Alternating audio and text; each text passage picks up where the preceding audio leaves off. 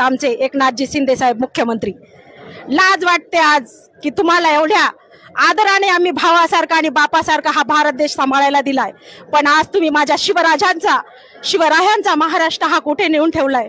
खरंच शिवरायांची खोटी शपथ घेऊन तुम्ही एकनाथ नावाला कलंक लावणार आहात का? प्रश्न आहे माझा तुम्हाला। आज जर दादांची तब्येत बघितली, 5 दिवस दादांना उपोषणाला बसून झालेत, दादांच्या पोटात अन्नाचा कण नाही, पाण्याचा थेंब नाही। एवढे वैरे आहोत का आम्ही मराठा समाज तुमचा? काय केलंय आम्ही तुमचं सगळ्यांचं?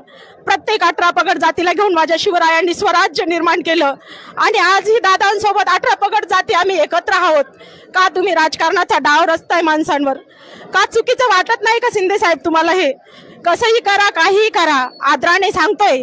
कारण आज जर महिला बघितली तर तुम्ही कहाण्या ऐकल्या असतील जिजाऊ मासाहेबांच्या, रणरागिणी झाशीच्या राणीच्या, आज जर ह्या इथल्या जेवढ्या हजर असणाऱ्या दादांच्या बहिणी जर आज रडत आहेत, तर उद्या जर युद्धाचं काम पडलं तरी ह्या मागे हरणार नाहीत। एक स्त्री 5-5 जणांचा वध करेल, पण वध करायचा कुणाचा?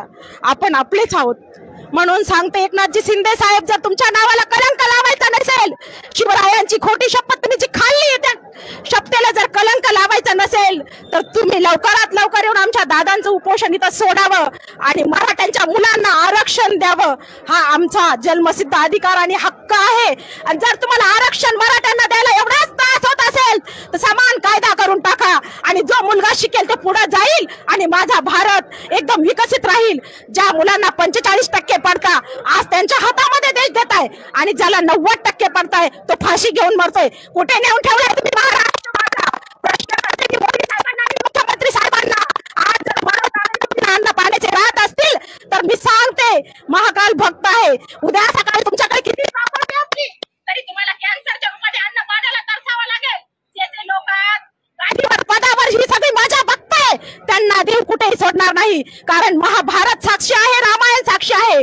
जिथं जिथं असत्य झाले तिथं सत्याचा विजय झाला, हे तुम्ही विसरू नका। मानते मोदी साहेब तुम्हाला आज, पण मी कदाचित तुमच्यापर्यंत माझ्या मनोज दादाचा त्याग आला नसेल, पण मुख्यमंत्री साहेब आणि देवेंद्र फडणवीस साहेब तुम्ही पोहोचा इथपर्यंत आणि मराठ्यांना आरक्षण देऊन हा महाराष्ट्र सुखी ठेवा। नाही तर ह्या महाराष्ट्रातली जर तरुण मंडळी माझ्या मराठ्यांची पेटली तर इतिहासाचे पान वाचून बघा।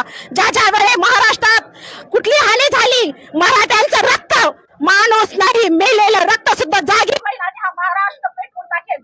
म्हणून तुम्हाला मनापासून आणि हृदयापासून सांगतेय, लवकरात लवकर तुम्ही अंतरवली पंढरी मानवणी पर्यंत पोहोचा, नाही तर हा महाराष्ट्र